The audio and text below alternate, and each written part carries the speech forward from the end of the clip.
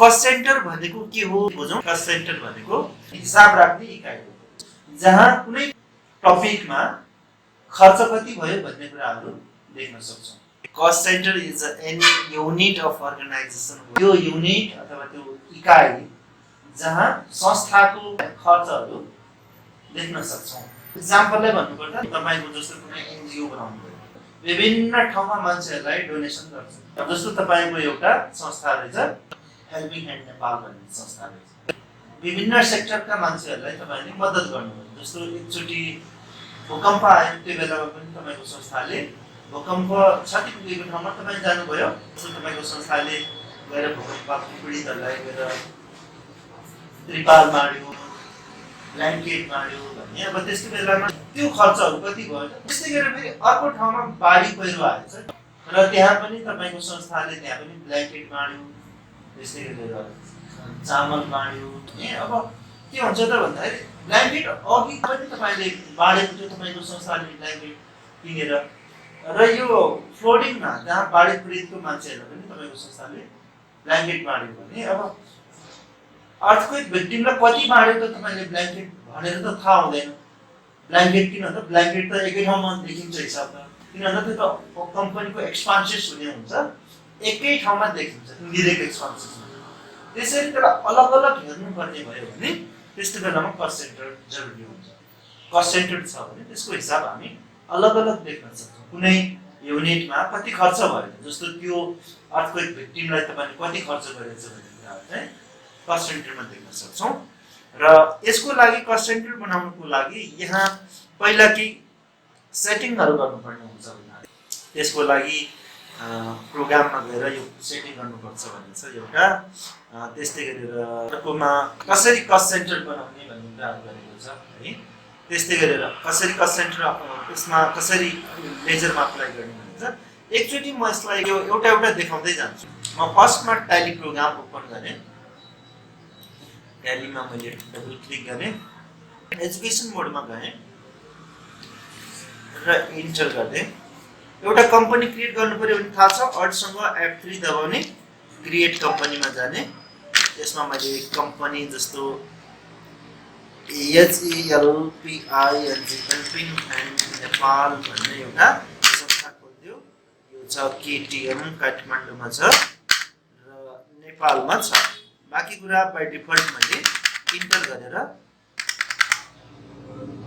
Save गर्दै एउटा company बनाए हेल्पिङ ह्यान्ड नेपाल भन्ने। यो संस्थामा ओपनिङ ब्यालेन्स रहेछ। ओपनिङ ब्यालेन्स भनेको त्यो संस्थालाई कसले डोनेट गरिरहेछ 2 लाख। ओपनिङ ब्यालेन्स राख्नको लागि अलरेडी नै हाम्रो प्रोग्रामले बनाइदिने दुईवटा ledger cash and profit and loss है। ल यो क्याशमा आएर यसमा यसरी इन्टर गरेर यसको ओपनिङ ब्यालेन्स, यहाँ ओपनिङ ब्यालेन्स देखाइरहेको छ। यो ओपनिङ ब्यालेन्समा मैले यहाँ जम्मा गर्दै कति जम्मा गरेँ त यसरी 1,10,100,000 लाख 2 लाख रुपैयाँको जम्मा गरेँ। ल अब यति भइसके पछाडि यहाँ देख्नु भएको छ। अब संस्थासँग ब्यालेन्स सिटमा जाउँ। यहाँ ब्यालेन्स सिटमा देख्दैछ हामीले 2 लाख रुपैयाँ ओपनिङ ब्यालेन्स छ है। पैसा छ भने पो बाँड्न सक्छ त हो, पैसा छैन भने त बाँड्न दिँदैन। अब यति भइसके पछाडि अब म फेरि यहाँ गेट अफ ट्याली स्क्रिनमा आएँ र अब यो हिसाबहरू राख्नुपर्ने छ। यसमा जस्तो यो हेल्पिङ ह्यान्ड नेपाल संस्थाले दुईवटा क्याटेगोरीमा काम गरेको छ। एउटा जस्तो रन फर पिस, एउटा शान्ति प्रोसेसको लागि काम गरेछ, अर्को help for old age people मद्दत दान दक्षिणा गरेछ। रन फर पिसमा के दान गरेछ त भन्दा उसले जस्तो प्रिन्टिङ एन्ड स्टेसनरी खर्च गरेछ, हर्ड किनेछ हैन, साउन्ड सिस्टम गरेछ, ब्यानर ब्रेकफास्ट गरेछ। त्यही काम फेरि यता अर्को संस्थालाई मद्दत गर्ने बेलामा त्यही प्रोसेसहरू गरेछ। तर खर्च त फरक भयो नि त हैन र। र फेरि यसमा जस्तो स्यालेरी दियो, स्यालेरी चाहिँ के हो त रन फर पिसलाई दिएको होइन है। स्यालेरी चाहिँ कसलाई दिएको त भन्दा स्टाफलाई दिएको हो भने। त्यस्तै गरी फेरि अर्को एडभर्टाइजमेन्ट गरेछ, त्यस्तै गरेर हाउस रेन्ट अथवा अफिसको भाडा पनि दिएको छ भने त्यो चाहिँ अब रन फर पिसमा परेको छैन।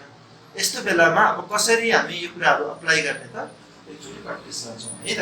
पहिला त अब यो रन फर पिस र help for old age people भन्ने हामीलाई दुईटा कस्ट सेन्टर बनाउनु पर्यो हिसाब राख्नुको लागि। यसमा यो रन फर पिसमा के लेजर रहेछ भन्दा printing stationery, hall rent, sound system, banner, breakfast रहेछ हो। अब यो अप्लाई गर्नको लागि, यो लेजर अप्लाई गर्नको लागि रन फर पिस भन्ने हेल्प सेन्टर बनाउनु पर्ने हुन्छ। हेल्प सेन्टर भन्ने हो कस्ट सेन्टर बनाउनु पर्छ। त्यसको लागि पहिला त यहाँ भनिदिएको छ 1 नम्बरमा कस्ट सेन्टर यसको सेटअप गर्नुपर्छ भनिरहेको छ। यो यसलाई सेटिङ गरेन भने के हुन्छ त भन्दाखेरि यो कस्ट सेन्टर भन्ने नै देख्दैन। यहाँ जस्तो कस्ट सेन्टर कहाँ गएर अनि बनाउने त भन्दाखेरि गेटवे अफ ट्यालीको अकाउन्टिङ इन्फोमा गएर कस्ट सेन्टर बनाउने भन्छ। अहिले मैले यो सेटिङ गरेको छैन भने म यो गेटवे अफ ट्यालीको अकाउन्ट इन्फोमा आएर यसरी यहाँ हेऱ्यो भने यहाँ कस्ट सेन्टर भन्ने वर्ड नै अथवा अप्सन नै हुँदैन। त्यसैले गर्दा यो सेटिङ गर्नको लागि यसरी यहाँ प्रोसेस बताइदिएको छ। F11 दबाउने गेटवे अफ ट्याली स्क्रिनमा अकाउन्टिङ फिचर्समा जाने मेन्टेन कस्ट सेन्टरलाई यस भनेर सेभ गर्ने। यसरी यो स्क्रिनमा आए पछाडि F11 दबाउने। त्यस पछाडि यो अकाउन्टिङ फिचर्समा थुप्रै अप्सनहरू छ। यो 1 नम्बरको अकाउन्टिङ फिचर्समा क्लिक गरेर अनि संस्थालाई मैले चुज गर्नु पर्यो। मेरो हेल्पिङ ह्यान्ड नेपाल भन्ने संस्था बनाइसकेको छ। यसमा मेन्टेन कस्ट सेन्टरलाई यस बनाउनु भनेको छ। यसमा कस्ट प्रफिट सेन्टर म्यानेजमेन्टमा यसमा यो सेकेन्डमा ध्यान देख्नु भएको छ। यसमा मेन्टेन कस्ट सेन्टर भन्ने यो सेकेन्ड अप्सन नो भइराखेको छ। यसलाई अरूलाई बनाउनु पर्दैन है। यसलाई सेलेक्ट गरेर वाइ गरेर इन्टर गर्नुहोस्। यहाँ यस देखिन्छ। सेभ गर्नु पर्यो भने एउटा हात कन्ट्रोल दबाउने, अर्को हातले ए दबाएर यसो गर्दै भने सेभ भयो। तपाईलाई कन्फ्युज लाग्छ भने फेरि हेर्न सक्नुहुन्छ। अहिले मेरो यो मेन्टेन कस्ट सेन्टर यस भइरहेछ। म फेरि यो गेटवे अफ ट्याली स्क्रिनमा आउँछु। अब यस पछाडि अब कस्ट सेन्टर बनाउन सक्छ। अब कस्ट सेन्टर बनाउनु पर्यो भने गेटवे अफ ट्याली स्क्रिनको अकाउन्ट इन्फोमा गएर कस्ट सेन्टर गरेर क्रिएट गर्ने रे नाम लेख्ने, त्यस पछाडि चाहिँ अन्डर ग्रुप प्राइमरी राखेर सेभ गर्ने भनिरहेको छ है। त्यो बनाउनुको लागि अब यसमा गएर यो अकाउन्ट इन्फोमा जानुभयो भने अहिले यसमा कस्ट सेन्टर भन्ने देख्नुभएको छ। कस्ट सेन्टर छ, रन फर पिस भन्ने छ। यसरी इन्टर गरे यसमा अन्डर ग्रुप प्राइमरी चुज गर्ने रे अनि यसरी एउटा सेभ भयो। अर्को पनि बनाउनु छ। अर्को हेल्पर ओल्डेज पिपल यो पनि प्राइमरी छ रे। यसरी दुईवटा कस्ट सेन्टर बनाइने। अब म फेरि ब्याक गर्छु। अब यसरी बनाइसके पछाडि गेटवे अफ ट्याली स्क्रिनमा आएँ म। अब यसमा भनिरहेको छ अब कस्ट सेन्टर कसरी अप्लाई गर्ने त। मैले कस्ट सेन्टर त यहाँ बनाएँ। अब यो कस्ट सेन्टर हामीले केमा अप्लाई गर्नुपर्छ त लेजरमा अप्लाई गर्नुपर्ने हुन्छ। अब लेजर बनाउनु पर्ने हुन्छ। अब यसमा यसरी apply cost centre to the ledger account भनेर छ। अब लेजरमा कसरी कस्ट सेन्टर अप्लाई गर्ने यहाँ लेखेको छ। अकाउन्ट इन्फो लेजरमा गएर क्रिएट गर्नुहोस् भनिराखेको छ। अब यसरी र हाम्रो इम्पोर्टेन्ट कुरा चाहिँ के हुन्छ त भन्दा यो कस्ट सेन्टर आर एप्लिकेबल भनेको छ। यसलाई यस गर्नुपर्ने हुन्छ। यसको लागि सिंगल लेजर क्रिएसनबाट मात्रै बनाउन सक्छ। त्यसमा मात्रै यो अप्सन देख्नुहुन्छ है। त्यसैले गर्दाखेरि हामी फेरि यो यसमा आइसके पछाडि म अब यो अकाउन्ट इन्फोमा जान्छु र लेजर गर्छु। अनि यसमा क्रिएटमा गएँ र यसमा म अब यसमा जस्तो एउटा हल रेन्ट र ब्यानरको बनाउँछु है त। हुन्छ हल रेन्ट 4000 को रहेछ, ब्यानर 400 को। यसमा ब्यानर रहेछ 100। यसको हिसाब राख्नुपर्ने छ। त्यसैले गर्दाखेरि म यसलाई कस्ट सेन्टर अप्लाई गरेर लेजर बनाउँछु। यसमा छ HA हल रेन्ट भन्ने। अनि यो इन्डाइरेक्ट एक्सपेन्सेस हुन्छ हैन र। कम्पनीको त खर्च हो नि त त्यो। त्यसैले इन्डाइरेक्ट एक्सपेन्सेस मैले चुज गर्ने। यस पछाडि यसमा यस्तो गर्यो भने यहाँनिर यो इन्भेन्टरी भ्यालु आएर एफेक्टेड छ। यसलाई नो नै बनाउने।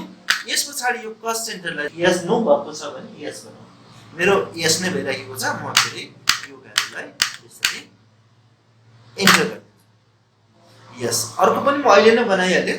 एउटा यो हल रेन्ट भयो भने अर्को ब्यानर BA अनि ब्यानर दुईटा बनाएँ है। ब्यानर पनि बनाएँ। यस पनि यो पनि इन्डाइरेक्ट एक्सपेन्सेस नै हुन्छ अन्डर ग्रुप। यसको पनि अनि कस्ट सेन्टर नो बनाउनु पर्ने हुन्छ। यसरी बनाएँ। अब यस पछाडि अब यो मैले यसरी यो लेजर पनि क्रिएट गरेँ। अप्लाई गर्नु पर्यो भने अब जब रिपोर्ट बनाउँछ त्यति बेला हामी कस्ट सेन्टर अप्लाई गर्न सक्छ। जस्तो गेटवे अफ ट्याली स्क्रिनमा आए म फेरि अब म रिपोर्ट बनाउनु पर्ने भयो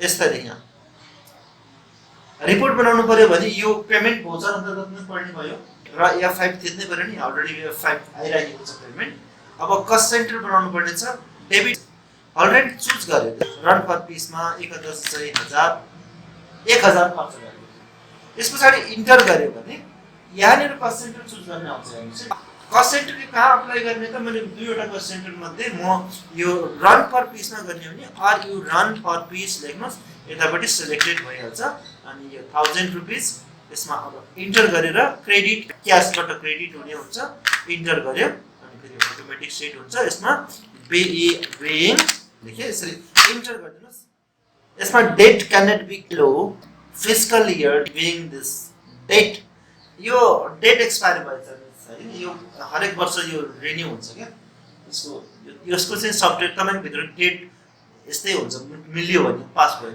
किन भन्दा त्यहाँ चाहिँ डेट 11 भेरा 10 भेरा यो 1 इयर को लाइसेन्स हुन्छ के यसको दिन्छ यो अप्रिल 1 मा सकिन्छ आज अप्रिल को 4 हो त्यसैले गर्दा यस्तो आयो भने के गर्नुपर्छ भने यो डेट हामी मिलाउनु पर्दाखेरि यो 1 इयर को डेट गयो त्यो भएको हुनाले यसरी अल्ट दबाएर F2 दबाउनु अल्ट F2 यसमा यो डेट देखाइरहेछ यो 1 इयर अगाडिको डेट देखाइरहेको अब हामीले चाहिँ 1 इयर पछाडिको डेट राख्नुपर्छ कि त हामीले फेरि इन्स्टल गर्नुपर्छ के त यहाँ यसरी चेन्ज त्यसको लागि म कति छ त यसरी डेट चेन्ज गर्छु 1-4-2024 इन्टर गर्नुस् अनि फेरि 31-3-2025 गर्नुस् है मिस 24-25 को बनाउनु पर्छ अनि यसपछि इन्टर गरे त्यसपछि यसलाई ब्याक गर्नु सक्छ यसरी स्केप गर्नुस् र फेरि गेट अफ ट्याली स्क्रिनमा आउनुस् यसरी गेट अफ ट्याली त्यसपछि फेरि यसमा इन्ट्री गर्नुस् डेबिट हल रेन्ट थियो 5000 थियो यसरी मैले इन्टर गर्दै यो रन फर पिस भने संस्थाको काममा मैले खर्च गरेको थिएँ 5000 क्रेडिटमा क्याश भइरहेको यसपछि इन्टर गर्यो यसमा छ पेड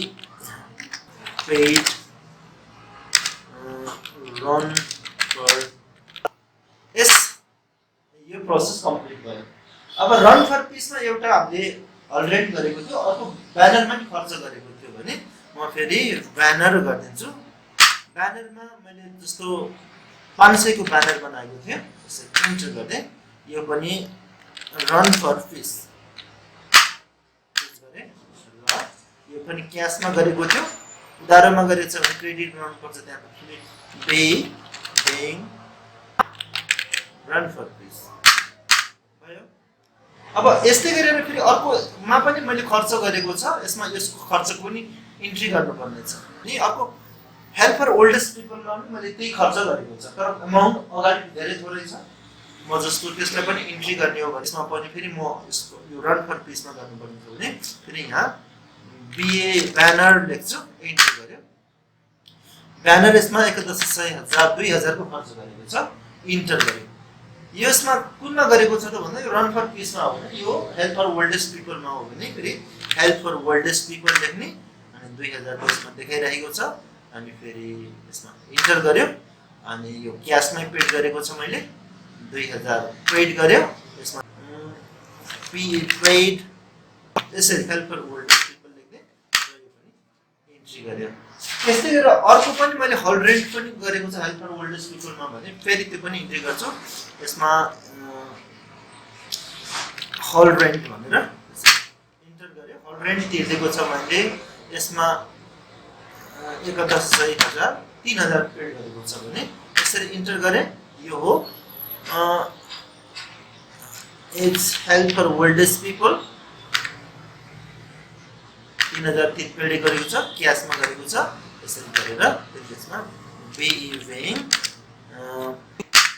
इन्ट्री गर्यो अब अर्को त्यस्तै गरेर अर्को एउटा इन्ट्री गर्नुपर्ने भयो अब जस्तो यो स्यालेरी पेड गरेको हेल्पिङ ह्यान्ड नेपालको स्टाफलाई स्यालेरी दिएको छ अथवा यो यसमा इन्क्लुड छैन भने त्यसको गर्नुपर्ने भयो भने फेरि अब हामीलाई लेजर बनाउनु पर्यो गेट अफ ट्याली स्क्रिनमा आयो फेरि एकाउन्ट इन्फोमा गए यसरी यहाँ लेजर म क्रिएटमा गए लेजरमा गए र फेरि यहाँ क्लिक गर्छु यसमा चाहिँ राम भन्ने स्टाफ थियो, राम स्यालेरी भनेर मैले यहाँ इन्टर गरेँ।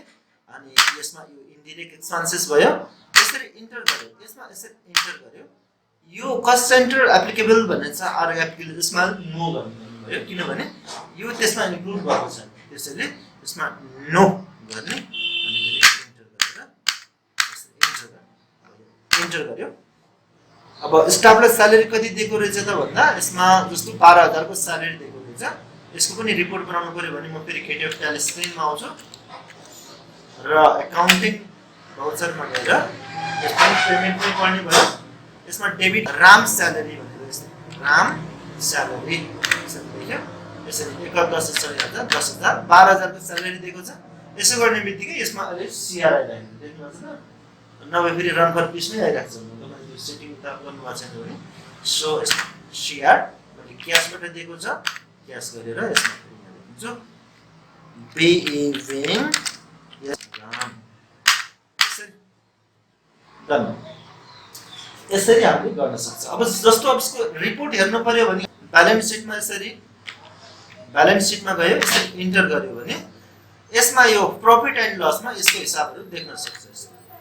यसरी यहाँ इन्डाइरेक्ट एक्सपेन्सेसमा यसरी इन्टर गर्यो भने अब मेरो जस्तो ब्यानर यहाँबाट यसरी क्लिक गर्यो भने यहाँ दुईटै ब्यानर देखिन्छ। एउटा मैले जस्तो अझ इन्टर गरिदिन्छु। अब एउटा यसमा क्यासमा दुईटा एकचोटी 500 को एकचोटी 2000 को गइरहेको छ। अब कुनमा कति खर्च भयो भने हाम्रो थाहा हुँदैन हैन। के भएको हुनाले जस्तो मेरो यसमा यो जस्तै गरेर स्यालेरी दिएको छ, यहाँ देखिरहेको छ 12,000 को स्यालेरी दिएको। अब मलाई जस्तो हेल्प फर ओल्ड एज पिपलमा कति खर्च भयो त भनेर जान्नु पर्ने भयो भने यसको रिपोर्ट हेर्नको लागि यहाँ प्रोसेस लेखिएको छ। डिस्प्लेमा गएर स्टेटमेन्ट अफ अकाउन्टमा गएर कस्ट सेन्टरमा गएर क्याटेगोरी समरीमा जाने। गेट अफ ट्याली स्क्रिनमा आए म यसमा आइसके पछाडि डिस्प्लेमा जाने सरी यसमा आइसके पछाडि स्टेटमेन्ट अफ अकाउन्ट यसमा आइसके पछाडि यसमा कस्ट सेन्टर यसमा त्यस पछाडि क्याटेगोरी समरी यसमा यसरी क्लिक गर्ने। यसमा जानु भयो भने यहाँ मैले भनेको कस्ट सेन्टर देखिरहेको छ। जस्तो हेल्थ फर ओल्ड एज पिपलमा मैले कति खर्च गरेको रहेछ भनेर यसरी गर्यो भने यसरी एन्टर गरिदिनुस्। यसरी यसमा 5,000 खर्च भएको रहेछ। यो के शीर्षकमा भएको छ यसो गर्यो भने ब्यानरमा 2,000 भएको रहेछ, अल रेटमा 3,000।